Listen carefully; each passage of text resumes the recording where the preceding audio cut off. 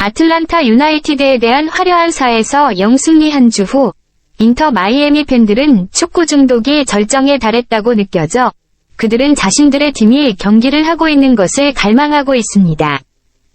하지만 인터 마이애미 팬들뿐만이 아니라 아마도 이 중독은 전 미국으로 퍼져가고 있습니다. 미국에서 축구에 대해 이렇게 흥분한 적이 없었습니다. 리오넬 메시의 도착 전후로 두 상태는 완전히 다릅니다. 인터 마이애미와 오를랜도 시티 간의 경기가 클래식한 성격을 띠고 있어서 미국의 축구 분위기는 남미와 매우 다르지만 열기는 더욱 높아집니다. 하지만 인터 마이애미와 오를랜도 시티 팬들은 미국에서 가장 열정적인 팬으로 그들의 라이벌리는 남부 또는 전체 대륙의 다른 대결들보다 더 전통적인 클래식 충돌을 닮았습니다. 이 두 플로리다 기반 팀들의 대결은 엘 클레이코 델 솔로 불립니다.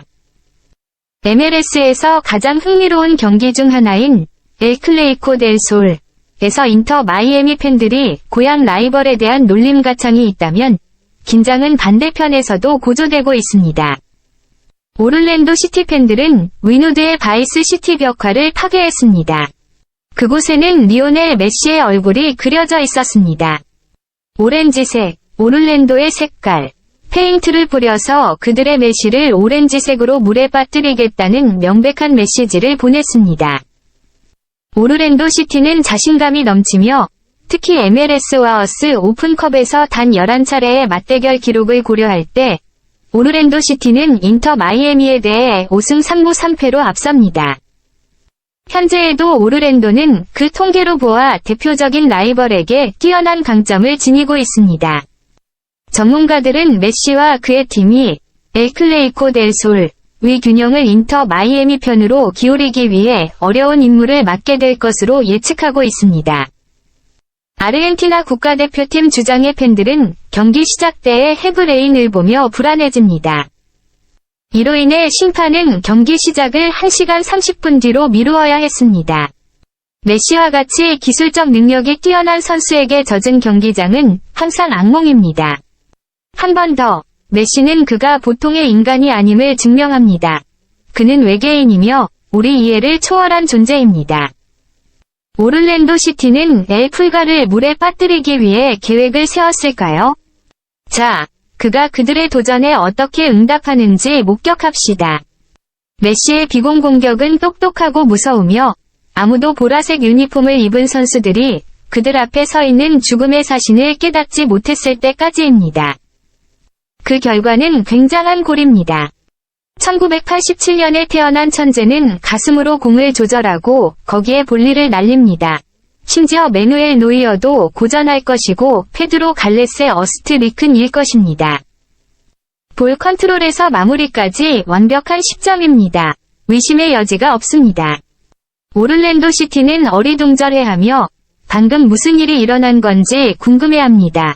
이것이 그들이 보통 괴롭히는 팀이 맞나요? 하지만 메시가 신성한 화살처럼 나타나서 인터 마이애미가 모든 수비를 쓰러뜨리도록 도와줍니다. 메시의 아름다움은 스마트한 뛰어들기와 신성한 볼리뿐만이 아닙니다. 이전 조합 플레이를 보세요. 메시와 그의 친한 친구 세르히오 부스켓이 공격을 시작하고 그리고 로버트 테일러가 공을 받아서 오를랜도의 수비를 꿰뚫는 파괴적인 패스를 던집니다.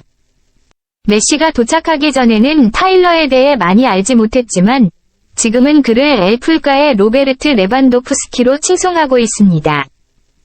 메시는 정말로 동료들의 경기력을 끌어올렸지만 정말 말이야, 그의 영향력은 주로 공격에 있습니다. 수비는 여전히 험난한 퍼즐로 남아있고 제라르도 마르티노 감독에게 해결해야 할 과제입니다. 그리고 맙소사 17분에 먹은 동점골은 너무 쉬웠어요.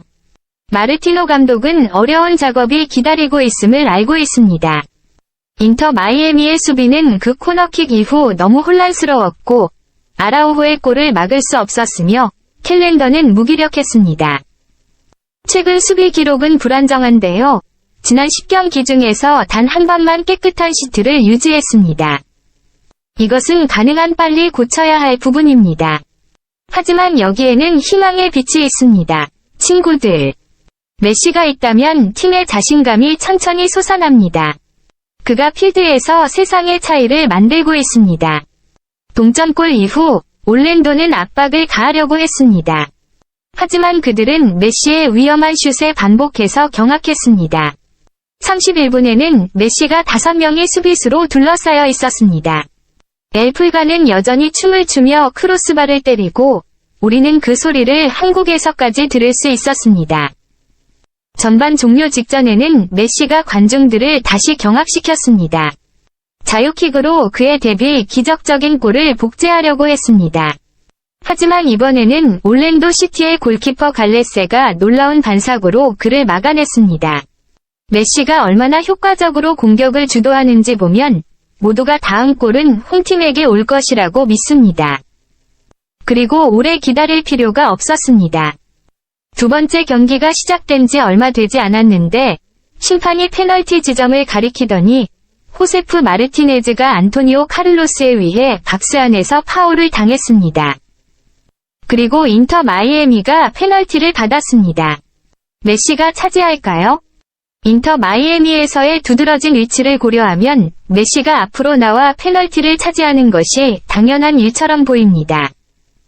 하지만 엘플가는 마르티네즈가 차기를 맡아야 한다고 제안했습니다.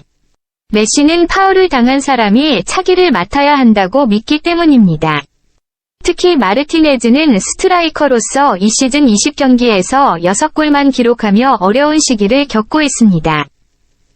항상 배려심 깊은 메시는 이를 동료가 자신의 자신감을 되찾을 수 있는 좋은 기회로 인식하고 전체 스타디움이 메시의 제스처에 박수를 보냈습니다.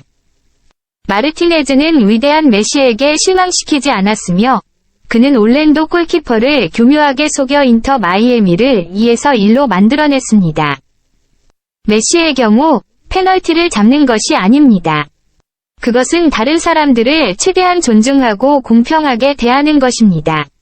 72분, 평소와 같이 메시가 인터 마이애미의 공격을 시작했습니다. 올랜도의 수비수들은 위험에 처했다는 것을 알고 메시를 가까이 따라갈 수 있도록 빠르게 후퇴했습니다. 하지만 뛰는 속도가 마음의 기민함과 어떻게 비교될까요?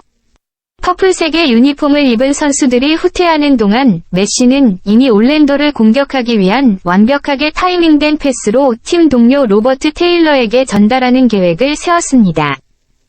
그는 마르티네즈에게 안으로 패스를 전달하고 공격수는 서두르지 않았습니다.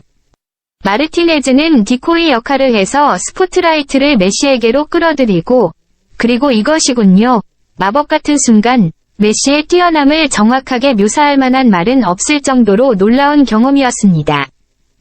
메시는 약한 발을 사용하여 두 번째 발리를 시행했고 공을 올랜도의 골대 안으로 보냈습니다. 누가 그의 캔버스에 물감을 뿌렸나요? 인터 마이애미의 홈 스타디움은 주변 사람들이 들어보지 못한 소리를 내어 세상에 새로운 둥지를 세운 새떼처럼 느껴졌습니다. 미국은 웨인 루니, 카카, 라티비미로비치를 맞이했지만 메시처럼 모든 것을 유약하게 보이게 하는 축구신을 환영한 적이 없습니다. 메시의 팀 동료들은 그 작은 발에서 나오는 특별한 순간들을 목격함에 따라 환희에 휩싸였습니다. 그저 한 달 전까지는 순위표 맨 아래에 있었지만 이제 메시와 함께 경기를 할 기회를 갖게 된 이들은 테일러 메시 마르티네즈 트리오와 함께 멈출 수 없는 승리의 기계로 변모했습니다. 미드필드의 걸작들과 함께 바르셀로나와 다를 바 없죠. 그렇게 어떻게 이렇게 잘 맞추는 걸까요? 로버트 테일러는 메시가 스스로 영어를 배워 팀 동료들과 최상의 방법으로 의사소통하고 협력하기 위해 노력했다고 확인했습니다. 네, 우리가 이야기하고 있는 것은 역사상 가장 위대한 축구 선수입니다. 여러분, 연이은 세 번째 승리와 놀라운 세 번째 경기. 미국은 다시 한번 메시의 열풍에 휩싸일 것이며 믿어주세요.